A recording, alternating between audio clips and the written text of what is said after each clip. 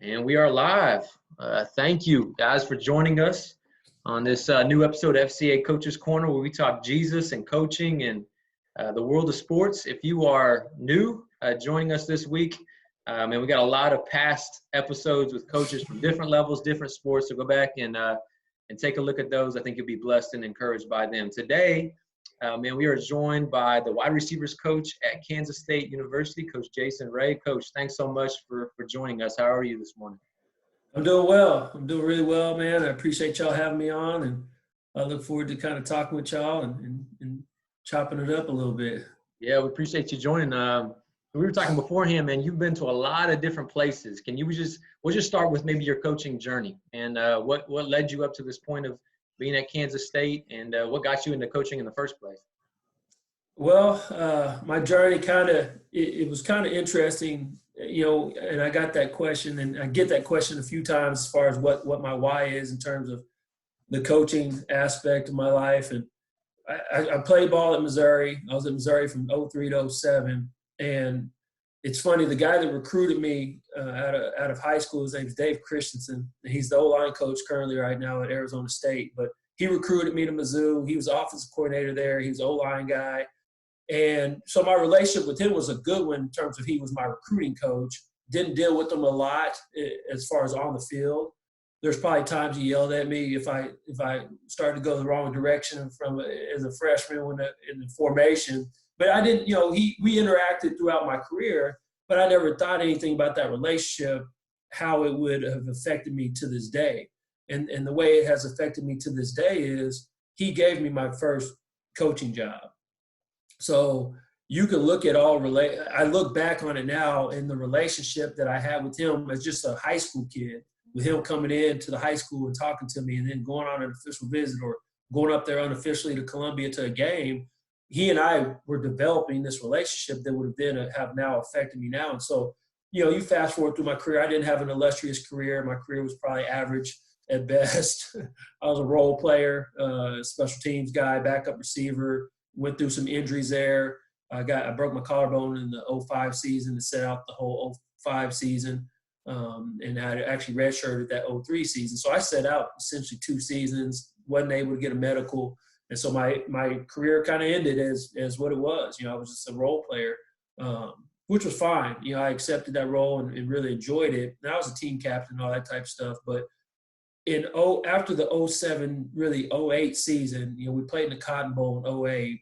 And so that was my final game. 2008 Cotton Bowl was my final football game in my life. And I worked for Mizzou. I did some things, kind of try to figure out what the next step of my life would be, interviewing with different places, but ended up, long story short, ended up taking a job with Mizzou in development. And I was a development associate, and I worked with donors and things like that. I lived in a frat house as a house dad and basically made sure these kids didn't burn the house down, and that was it. And it was a good job. I was making $8 an hour. The frat paid me $300 a month to make sure these kids, and I mentored them actually. I was like the house mentor, and it was cool. So I took that role on and tried to be their coach, I guess. I'd have team meetings down in the basement every week or every month or whatever it was. If there was issues, I'd have them right away and try to get these guys right in that fraternity. But, I walked to work. I lived on campus. But after that 2008 season, Coach Christensen called me into his office and said, "Hey, I'm going to be a head coach next season. I want you to come with me." And I'm like, whoa, this is crazy. My journey, I never thought about coaching. It was brought up to me by my head coach, Gary Pinkel, at one point. He said, you got to think about it. And I would go out to 2-a-day practices while working there in that 08 season just to watch practice and go to my job after those morning practices. So the itch to be around athletes was there. But in terms of being a coach, I'd never really breached that, until it was presented to me right away. And coach just said, I want you to come with me. I said, well, I need to talk to my parents, because he didn't know where he was going to be coaching at the time. 3 schools were kind of interviewing him, and I didn't know all that stuff was happening. And it was just kind of a shocker to me that he would have asked me to go coach. And I told him I wanted to be a position coach. And then, fast forward to 2009, I'm there. So after really a night of talking to my parents, I went in that next day and told him that I would go with him wherever he ended up. So he ended up finishing coaching at Mizzou. I forget what bowl game they went to. And then around the bowl season, he sent me out to Laramie, Wyoming to start setting up our recruiting board. And I don't know any of this stuff. He's like, take this folder, take these DVDs. We're still using DVDs in 2009. And he said, do these things. And that was it. And so I was at Wyoming from 2009 to 2012. I left him. I coached running backs my first 3 years, ended up coaching receivers, which was my position I played in college. I ended up coaching receivers in 2012. I ended up at Oklahoma State, 2013-14 season, and I interviewed with Mike Gundy in the airport while I was recruiting. I was traveling in transit to go back to Denver and drive back to Laramie in a recruiting. It had to have been in like December or so, and maybe January. I can't, December probably. And I ended up interviewing at the airport, and he offered me a job about 2 hours after we interviewed at the airport.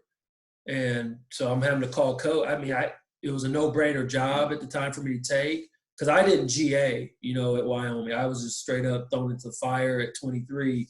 And so when you're, 27, all of a sudden your Oklahoma State offered me a job back in the home state where I'm from. I took that job. And then I get fired. Fast forward after that, I get fired after the 14 season. We went to a bowl game down in Arizona and we beat Washington. And then 30 minutes before a staff meeting, I get fired. Coach Gundy walks into my office and shuts the door and says, "You got a minute?" And he basically just said, "Hey, we're changing up the offense, and I don't want to have two receivers coaches because we were inside outside." And he said, "You're out."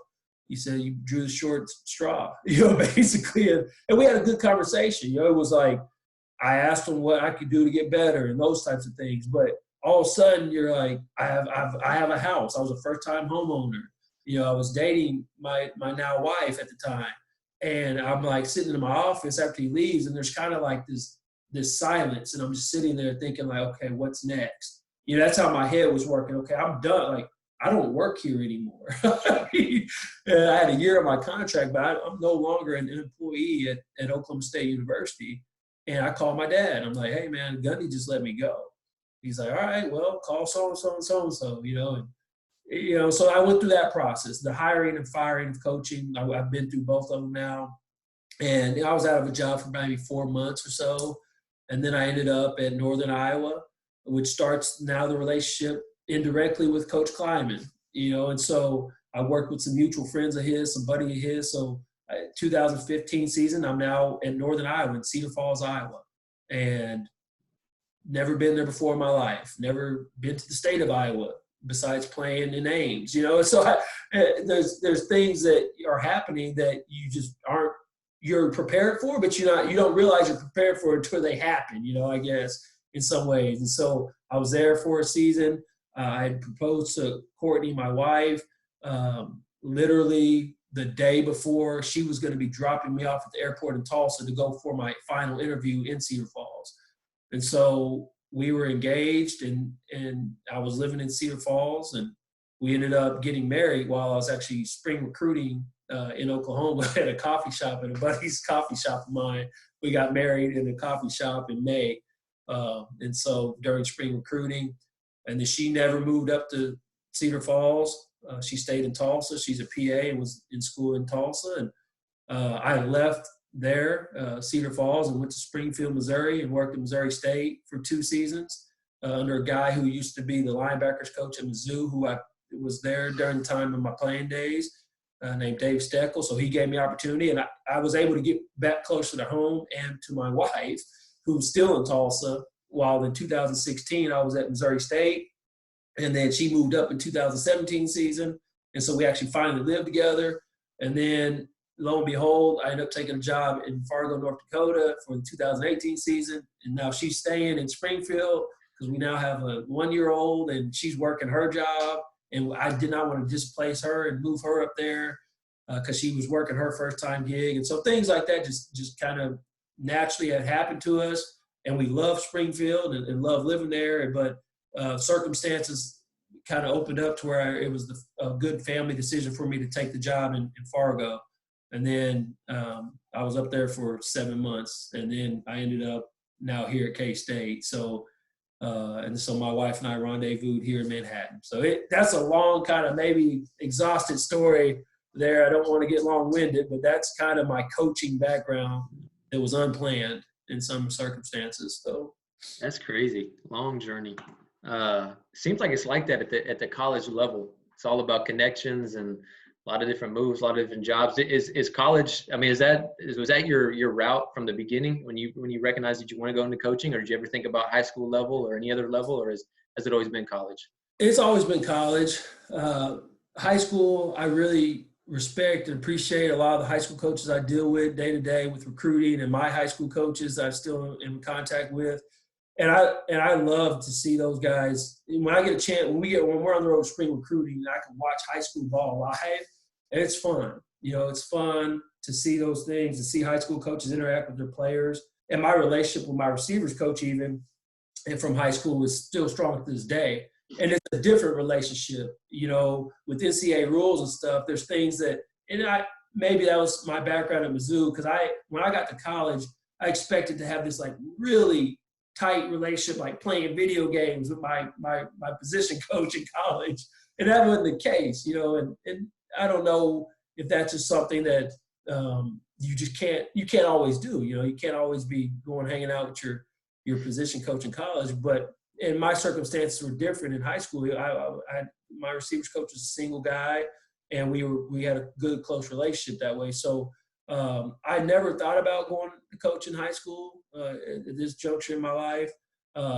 It's mainly been college, and I've enjoyed it. Yeah. What kind of things do you do with your players right now? I mean, with maybe other stops you've had too, to kind of develop that culture of kind of that player coach relationship. Do you do stuff outside of the meeting room, or do you do stuff within the meeting room that kind of contribute to that kind of culture there? I've evolved, I think, in my coaching career. When I was a younger coach, I was probably a little bit more, I was probably had the expectations I had for my players, because I was so young, I was fresh out of playing, a year removed from playing. I was probably a little bit more spitfire. I was probably, use some choice words I probably shouldn't have at times with guys. And I just was I had these expectations that they should do things that I did in terms of sacrifice as a player and selflessness. And it's funny, one of my teammates from college, I called him at one time while I was at Wyoming, frustrated with a player who was showing up late to meetings. And I said, hey, man, I was like, what do I need to do with this kid? Because he was a captain for us, this young man. And I said, and he's late to meetings. And the standard, in my opinion, of a captain is your worst day still has to be better than everybody else's day as a captain. I mean, that's how I looked at it and viewed it. And so him showing up late was just, no, man, like that was something I couldn't accept. And I called my buddy, and he says, man, don't expect them to be like you. And that kind of took a weight off my shoulders a little bit. He's like, don't expect them to be like you or act like you. And he's right. So I had these expectations that these young guys need to walk like me or be like me in terms of you can't be late. There's expectations that we have for all our guys. You got to be on time. And those are things that are expected of me as a coach and as an employee. And so there's some things that are non-negotiables. But he just said, in generally speaking, don't expect them to be like you. You just can't, and it made sense to me at the time. That was probably back in 2010 that instance happened, in 2009. And so, but I was fresh in it. And so now I'm able to really just to foster the relationship with my guys. I really focus on them as individual, different people. I mean, you're dealing with different personalities. I got 13 different personalities in the room, guys that might have issues, with their mother might be sick, or they might come from a single parent family, or there's just different dynamics with each kid, and you got to meet them there where they're at times, and you got to have a conversation with them and listen. And so I've listened a lot more to my players now that I've been doing this now, going on, I think, my 11th season. I do things, I'm kind of a fun, laid back type guy. I'm a competitor, but I also like to see things cerebrally as far as, you know what, hey, let's watch this video about Bruce Lee talking about movement. You know, I try to like give them things outside of just straight up football that I think you can circle back and show them, man, this is a MMA fighter in Conor McGregor that's talking about movement skills or the use of energy. You know, whether he's inefficient or efficient with energy. So I try to use things like that to show them. I talk about my family with them, like things that I'm struggling with in the house. Like, man, like guys, like this was a situation where I didn't use good patience at the house. Like if it's opening up a meeting and things like that. And I've done, I'm a marketing major, and I've done things with my guys during spring ball where we do like a raffle. And so we would like laminate these little cards, and they'd have like motivational quotes on them. But we'd have like the player of the day pull one of those raffle tickets cards, and they flip it over, and it'd say catch. Each kid has to catch two perfect goal line fades. But within there might be movie night, there might be pizza night for film. So we would put like a couple fun ones in there, but we would also put one in there that was one to get better fundamentally or technique-wise after that practice of spring ball practice, work releases. You know, each guy's going to work our fastball release. So it was kind of cool because they don't know what they're going to draw, but they know pizza's in there. They know there might be a movie night. We might go into the room and watch a movie, you know. And so the NCAA allows us to do some things with occasional meals, and to where they can come over to the house and we'll barbecue or grill out. And so those are the things that you want to constantly do with your guys and not just grind them with football all the time. I think to develop that culture and those relationships. Yeah, that's awesome. That's one of the things I noticed. Last year I was able to do chapel that one time, so I was down on the sidelines for that game. I think you guys playing TCU.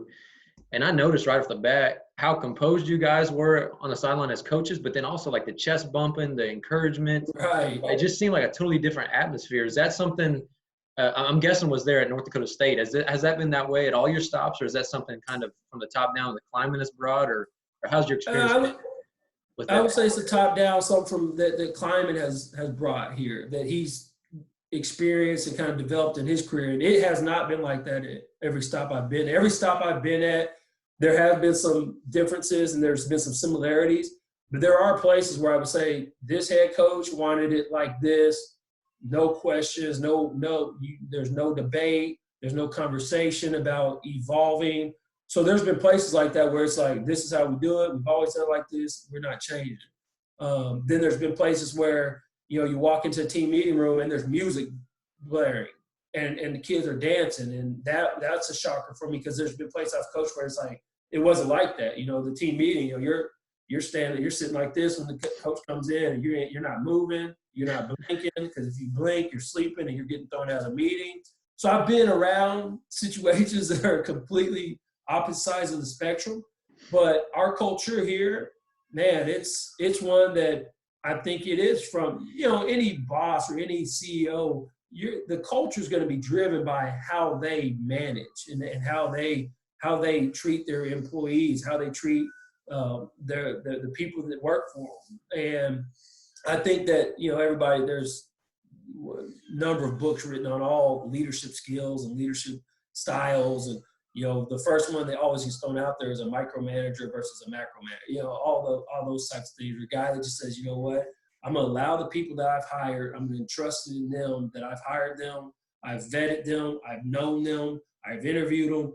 They're going to get their job done. We have our set parameters of how we operate and how we do things, but I hired guys to get a job done, and they got to operate within their personality. So that's the refresher here that you saw it. You saw chest bumping. You saw guys with high energy. You see guys that are composed. And it all has ebbs and flows throughout a game, but we're not expected to act a certain way in terms of our personalities on the field or even off the field with our players, and so that is something that I've developed over my coach. I used to have an identity crisis as a coach.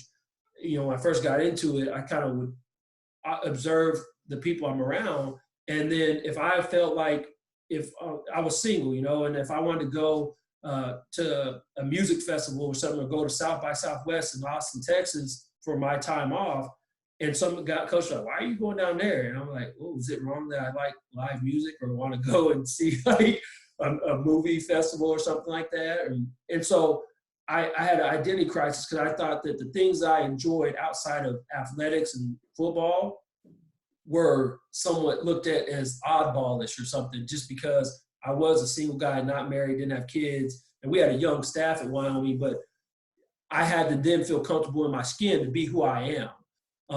And that even kind of goes into my spiritual life, in terms of, and when I was at Missouri State, I think I'm always kind of you're always evolving. You're trying to get better. And for me, it's centered around my walk, really, at the end of the day, is what I've discovered as a coach, that I don't necessarily put my identity in being a coach or a guy that wears a whistle. That's not my identity. You know what I'm saying? It's something that God has blessed me with the opportunity to be able to do. And whether it's a strength of leadership or strength of listening or observing, whatever that is that he's blessed me with, it's not my identity, because I've been fired. If it was my identity and all of a sudden I'm stripped of that whistle or stripped of that status of being called a coach, where would I be today? Where would I have been in that moment where Gunny says, hey man, we're moving all along. You're not going to be coaching here next season. Good luck to you. I mean, I've been in Mobile, Alabama at the Senior Bowl with other coaches who have been fired because you can actually go and check those things out.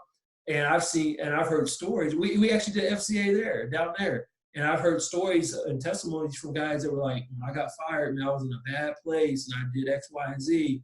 And so I think when you put your identity in something that is of the world, and if it's stripped from you or taken from you, it could be your home, it could be your car, it could be whatever material thing, that if it's taken away from you, how do you react? How do you respond? And I've been in those situations now, and it's shaped me kind of daily to this day. It's shaping me. Absolutely. Yeah. I got one more question. I'll pass it off to Keith here in a second. But you've been in the coaching world single and now married. Now you have, you said 3-year-old and 2 7-month-old twins. Yeah. What's it like, in the coaches world, in the college level, with a wife and kids? You mentioned you guys do some barbecues there. Do you involve your wife in some of those things? Yeah. How do you approach that as a husband and a father, which that's your most important role, right? Right, for sure. That's something that's been cool. We got married in 2015, and so she has seen. She didn't really know I was a ball coach when we met. My wife did. I don't advertise that I am when I'm out kind of going to the coffee shop or hanging out or whatever. And that's where we met. She was a barista at a coffee shop I go to, and so she didn't know. She went to her first football game she was a student at Oklahoma State, went and graduated from there. And she was working when we met and was graduating and everything. And all of a sudden, the first game she ever went to during those Black Men and Wheat days, she was in school during those times. She never even went to a game. And so the first game she went to at Oklahoma State was because we were dating, And so that was cool to me. That's a blessing to me that I'm able, that my spouse who loves and supports what I do, she doesn't look at it as an identity thing for me even, that, okay, I'm married to a football coach. She's married to Jason Ray, the father, the husband. I think that's how our relationship has evolved and it's worked. And so I think that, the difference, the things that I see, like you mentioned, involving my family. Yeah, when those guys are over here, they see me as a father. Even a veneer, like I'll walk to work and I'll have my daughter in a stroller, or she'll bike over there and she's got her bike and I put it out in front of veneer and she's walking down to the performance table or to the fueling station and she's with me. I got my 2-year-old or 3-year-old at breakfast. And so these guys see her and I, hey guys, this is Hensley or Hensley. There's, Dalton Schoen or whoever. And so the more that you're able to have your family around is one, I think it's good for you as a coach. It helps keep you grounded and it helps keep you things in perspective. And it's not just that I'm just so locked into this football X's and O's things. Like you said, my most important role is the father to my children and the husband to my wife. And we have a great team here, you know, and what we do in our household. And so, and I think that, you know, it's something that's real life. You know, I don't like to have my life separate. I don't like to think that there's two separate things happening. This is who we are. This is what we do. And I think a lot of it is kind of like you mentioned, it always goes from top to bottom, you know, and there might be a CEO out there, there might be a head coach out there might be a business owner out there that may not have that culture within their organization, where you have family involvement. And so, yeah, and there's been times even at other places I've coached where my folks were in town and I had the players over. So they're interacting with my parents, and my dad's talking to them, and my dad's frying fish or doing something, you know. So those things are real. And so I think that helps you as a coach. I think it helps you as a person, and and it shows and here's my daughter right here. So she is walking in. This is Hensley. Here you go. Can you say hi? Daddy's talking to these guys, okay? And so I think at the end of the day, those are the things that help shape you as a coach. And because really, ultimately, these guys, they're going to see the example. These young men that we recruit and coach, they're coming from all kinds of backgrounds. So when they see me with my daughter, with my wife, and they're like, you're coaching men. I mean, you're showing these guys, like, this is not that this is the example you follow, but I think a man of God, a spiritual person, when they see how I navigate with the coaching job, but my family's first, and then they start to ask those questions like, Coach, man, like, those guys see my daughter and they're like, Coach, man, I see you doing your dad thing. Players have said that to me when I'm walking in the facility. I see you doing your dad thing. And I think that's a positive thing. I mean, I think that's awesome. And then they might start having questions about, well, how'd you meet your wife? You know, or, you know, how is it like having like one of our guys has a kid, you know, and so I can have conversations with him about how he's doing with his fatherhood. I mean, we're on equal play. He has a kid, you know, that's roughly about probably 6 months old right now. And so those are conversations I can have with him because he's in a whole different realm. He's a student athlete and father now.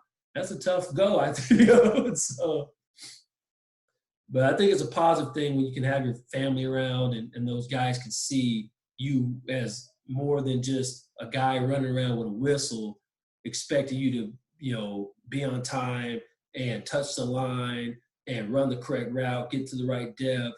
And because when I was a player, outside of that building, if you saw a coach, I saw one of my coaches, who's our DC, when I was a player, it's probably my second year at Missouri, maybe third. I saw our defensive coordinator at Schnucks at a grocery store, right? It's like him walk around Dillon's. And I tapped my teammate, my roommate, I'm like, that's Coach E. And he was moving, he had the cart, there was a car with his daughters in it, hanging on the cart, pushing the cart. I was like, it's like you see something in an element that you're not used to seeing. And it like opened my eyes, like, he's a real person. That's what I thought as a sophomore in college when I saw the defense coordinator grocery shop with his daughters with the little cart with the car in it. I was like, wow, he's not in the facility and he actually is with his daughters buying grapes and a pineapple and some chips. And I'm like, that was like, it blew my mind. But I realized, like, wow, our coaches, they're human beings. They're not just these guys that are like on me and riding me and grinding me. This man has a family and he's grocery shopping. It was crazy.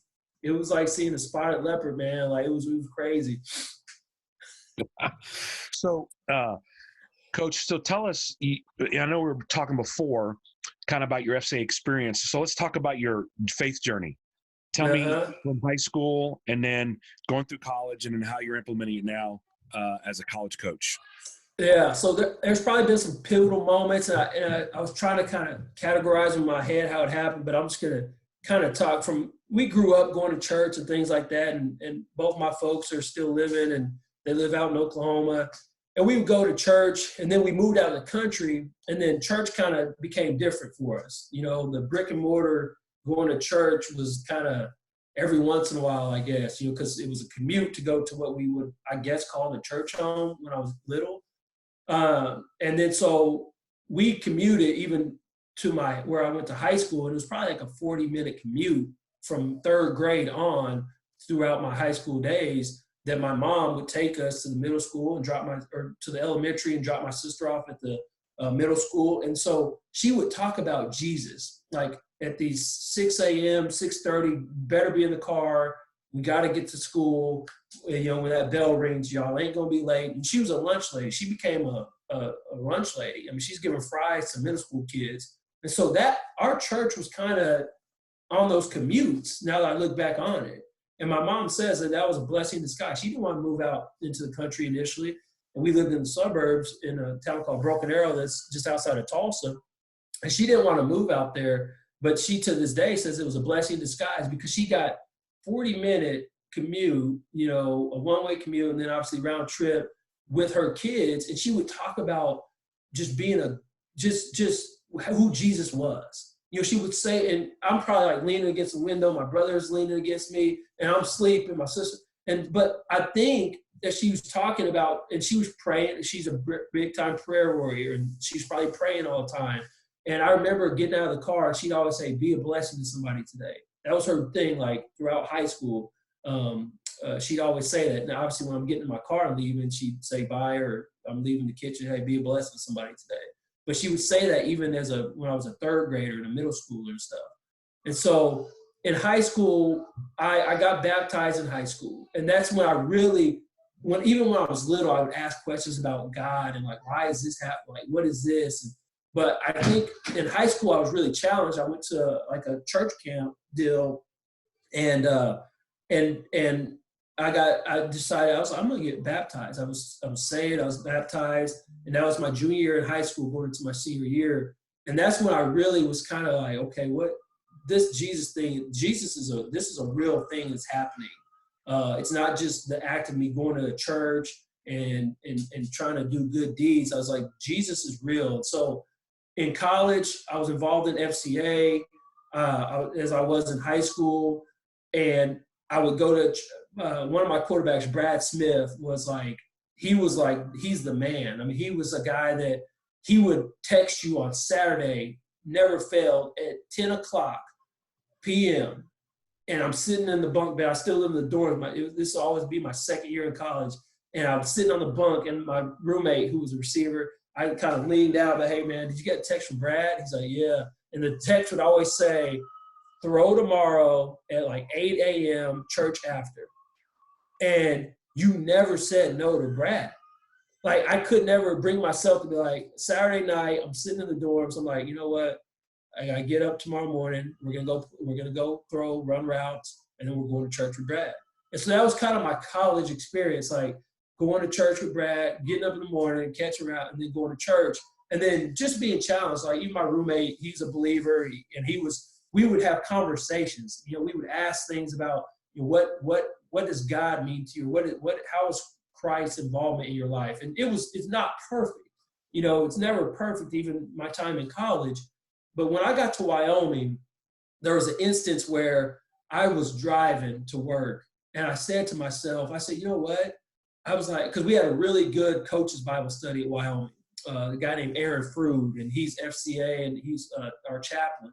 And he was awesome. Like we were challenged there more spiritually. It wasn't kind of the wrap up this nice presentation in a box like chapels where it's, you know, the head coach was in certain chaplain's ear about, I want the message to be like this because we're playing team so-and-so, and I need these guys to know that you got to be tough. So can you talk about David and Goliath? You know, I mean, just stuff like that. Like, and that was maybe a little bit my time at Mizzou where, you know, we would leave those chapels and it would be like, okay, that was kind of a football message. And I get you mesh things together to create a message.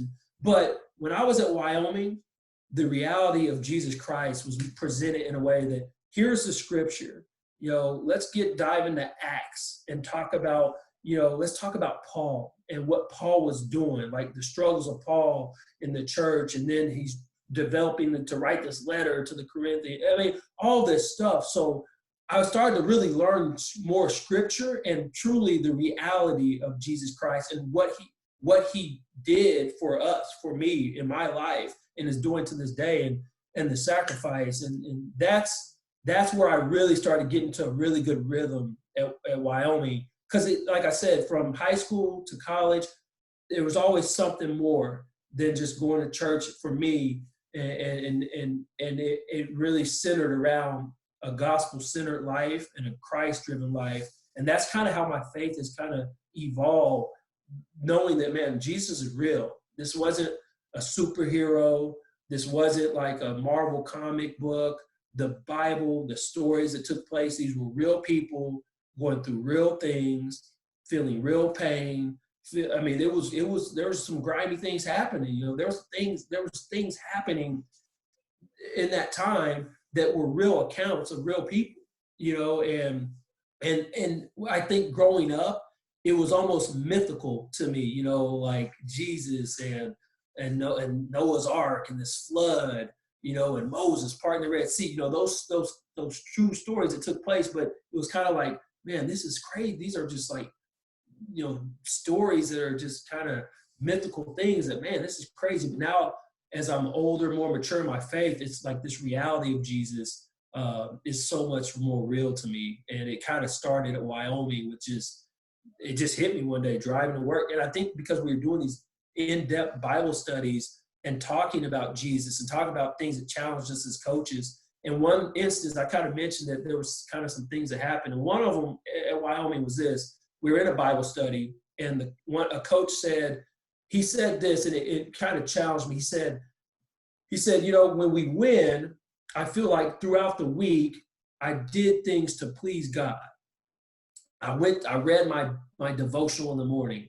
I went to chapel. I went to this coach's Bible study. And then he said, when we lose, I feel like, man, maybe I didn't do enough that week in terms of my spiritual walk with Christ, that's the punishment, or that's the outcome. A loss is an outcome. And I sat there when he said that, and I was like, and I said, you know what? I said, you know, can I say something? And they were like, yeah. I said, Jesus is the same whether we win or lose.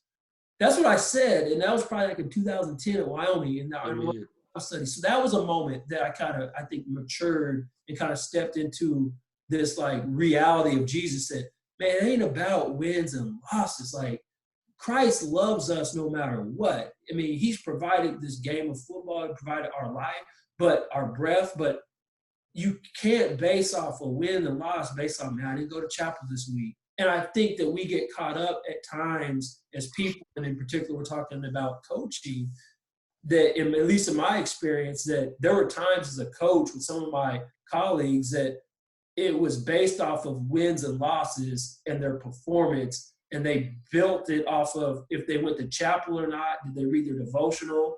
And that really struck me, and it was more so like, man, Jesus is the same, man, whether we win or lose. And so that was a pivotal moment in my walk, just that conversation we had. And it starts with a conversation sometimes. And that's what we were fortunate enough to do there in some of those Bible studies at Wyoming. Wow, I love it. That's great. Thank you for sharing that. Yeah, no problem. And if I'm getting long-winded, you guys can stop me or say, have me. I'm loving it, man. I'm loving it. You know, Coach, talked about the different places that you've been, and I always love hearing the journey of coaches, especially football coaches. That's my background as well, and so just as we've talked about the connections that you've made, and that kind of leads to the next. And what has been a twofold question here, and so what's been the influence? You talked about some of the things with Coach Kleiman at North Dakota, now at K-State, and the culture and so forth. So the influences of the head coaches that you've had, either that you've worked with or that you played under, what have been the big time influences and impact that they've had? And then flip side of that, what do you want your impact and influence to be, your legacy for the players that you've coached? Man, that's a tough one, man. I've been around a lot of awesome coaches.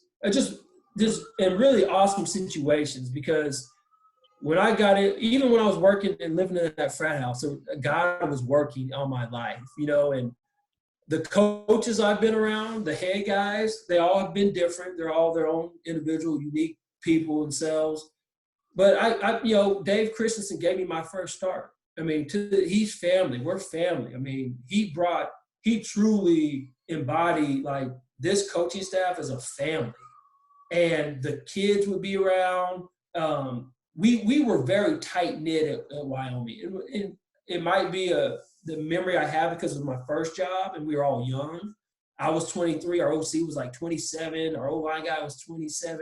Our D-line guy was 20. I mean, we were all under the age of 30 besides our head guy and our DC, I think. I mean, we were young. And it was a lot of guys' first, you know, group of 5 job, Division I job, and guys were coming from, you know, high school in New Hampshire and this place and that place. And so we were young. And their influence, like that influence there was one that showed me that I think that experience showed me that I can be who I am and still be a coach.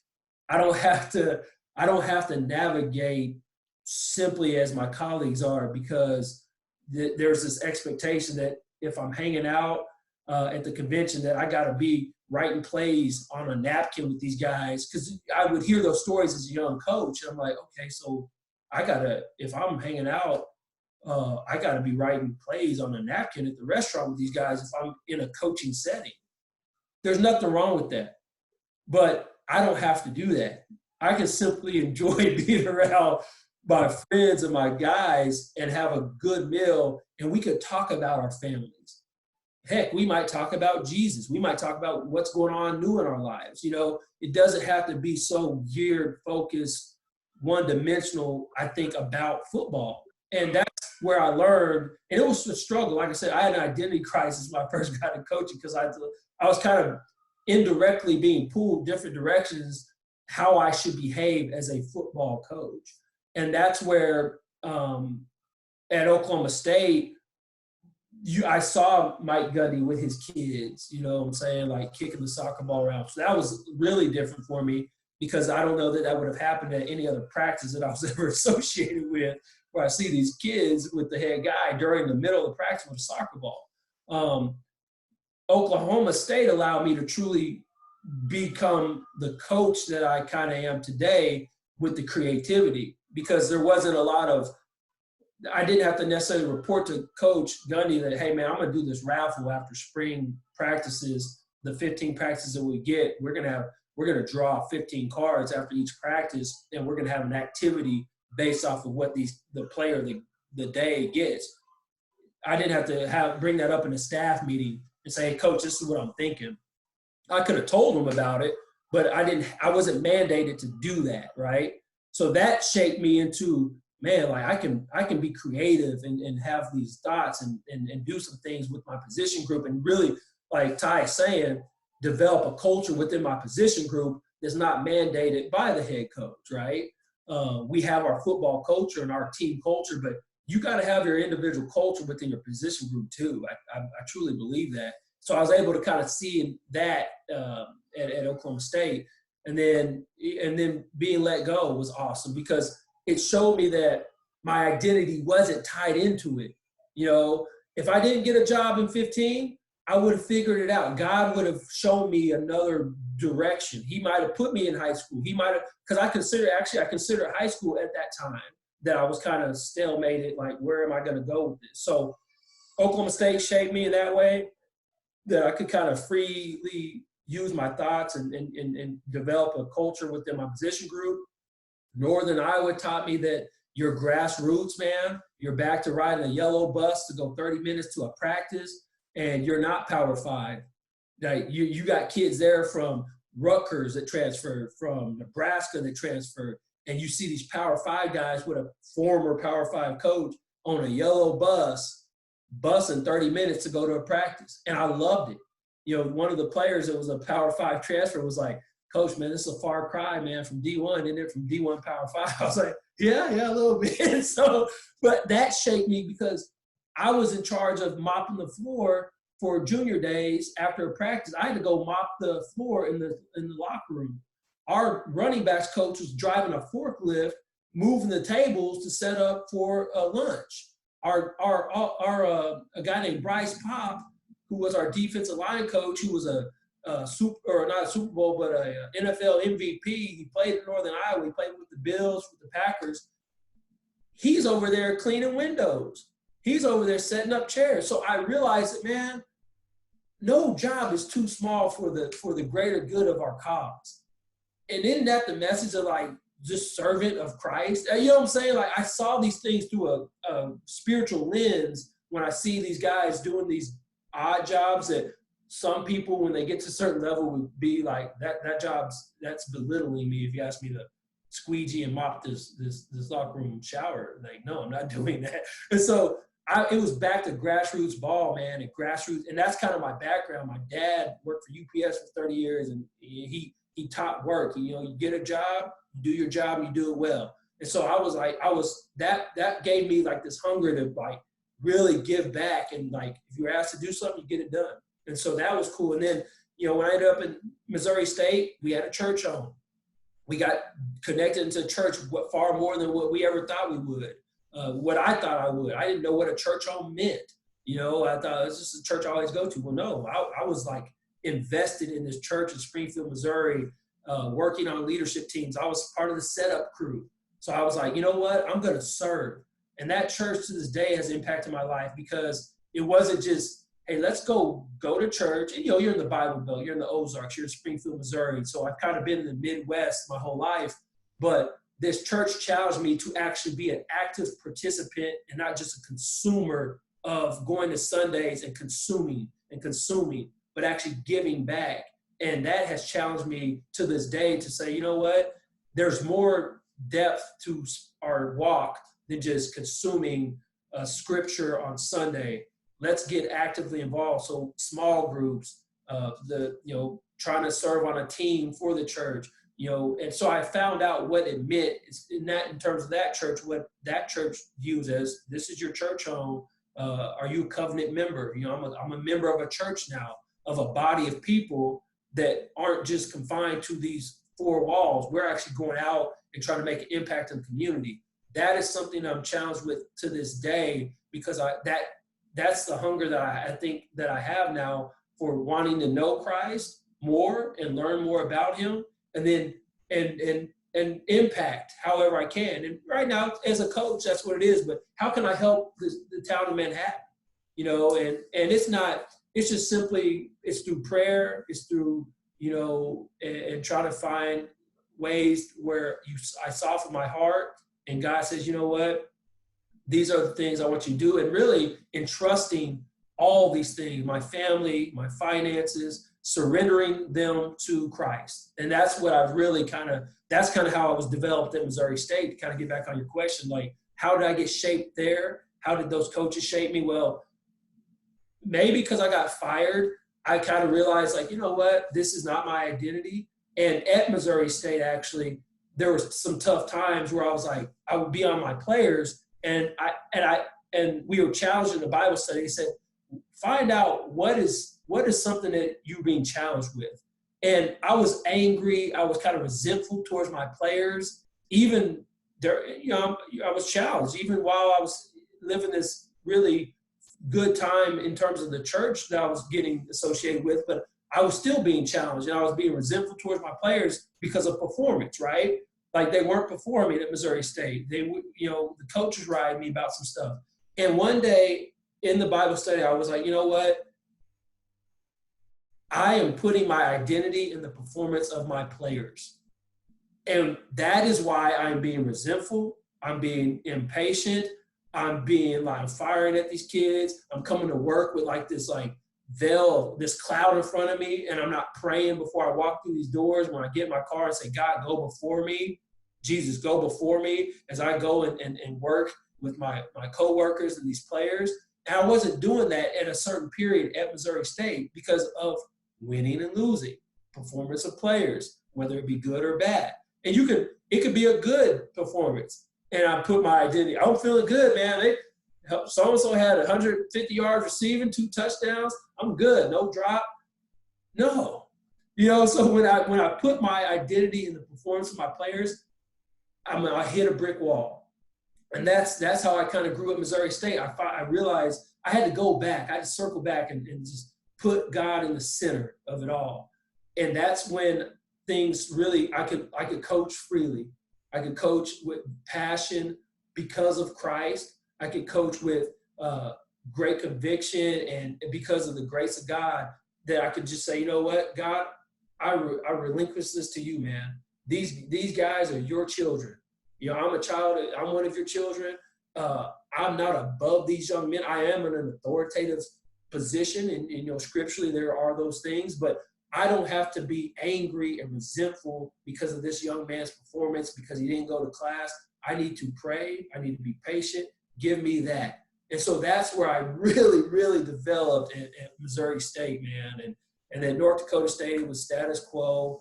I was only there for a short period of time, but the guy, Coach Kleiman, he allows you to navigate as you need to as an individual person. We have certain mandates that we got to do. Hey, call your kids, text your guys, whatever. But you can do it how you need to do it. You got to communicate to your guys how you need to. But my life, circling back to the very core of what I've learned, is that if I put Christ at the center of everything, man, my finances, my children, and say, you know what, God, I surrender this to you. Like, help show me where I need to get better at this. Man, like, it's that weight just is taken off because the weight's been lifted already, right? I mean, we just had, Good Friday and Easter, just not, and that, you get on that spiritual high, but dude, it is done. It's been done. Like, and so I can personally, in my opinion, I can live and breathe and wake up and feel confident because of the reality of Jesus Christ and not feel like, and there are it's not perfect, right? But when I can have that thing at my core and believe that and know that, man, it's so much fun being around these young men. And that's kind of my why. My why is Jesus, right? Is Christ. But when it comes to specifically the coaching thing, I love seeing young men have success on and off the field.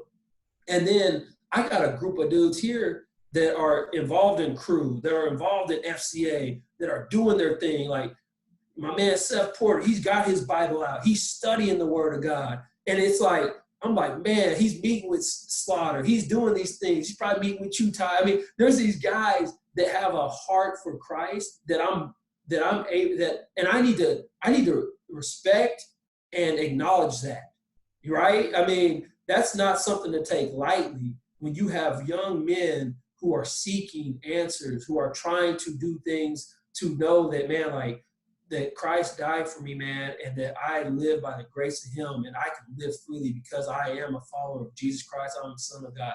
I mean, that's empowering to me, seeing a group of guys, and maybe I need to, those guys, when they have questions, we can talk about that stuff, and I can see that, but I see them like living that way, and it's like, it's very encouraging to me, and it challenges me to always turn back that focal point of Christ in the center. So that's kind of, I think I answered your question, man. It's really good. I don't know if you guys watched there was an FCA thing last night with Coach Sweeney and Coach Dungy, and Coach Sweeney said something during that interview that basically, like, you can't turn your Christianity off, right? If you're a Christian, if Jesus is Lord, then that means he's Lord of my finances, my parenthood, my marriage, and definitely Lord over me as a coach. Sorry about that. My lights kicked off. But that's what I'm hearing from you, is that you recognize that, man, my identity is not in my coaching, man. If Jesus is Lord, then, man, he's going to affect me as a coach in every aspect of my life. So it's just really encouraging for me. I went through that life, right, at K-State D1, and I didn't have this that you're talking about. And so, like you mentioned, seeing your D lineman coach at a grocery store, and like that was like an epiphany for you. Like, man, this dude is actually real. He has a life outside of coaching. Seeing that in you right now is just really encouraging, knowing that, man, you can be at a Power 5 school, at a Division I, at the top level, and still be walking with Jesus and doing it the right way. So I think that kind of wraps up. I don't know if you guys have anything else. I think you answered all our questions. So thanks, man, so much for joining us. This is really encouraging for me. I know it's going to bless and challenge all the coaches that are listening. Yeah, man, I appreciate you having me, and this was awesome. I prayed about it. I know we finally got linked up and able to do it, and I've been praying about it. I was like, you know what, man, like this is only going to help me and then maybe help others. But I know that, you know, it's Jesus at work, man. It's God at work, and that's a beautiful thing. So absolutely. That does it for our latest episode, man. If you're new, go back and take a look at our old episodes and like and subscribe to our channel so you can be alerted on all the ones upcoming. So thanks for joining us.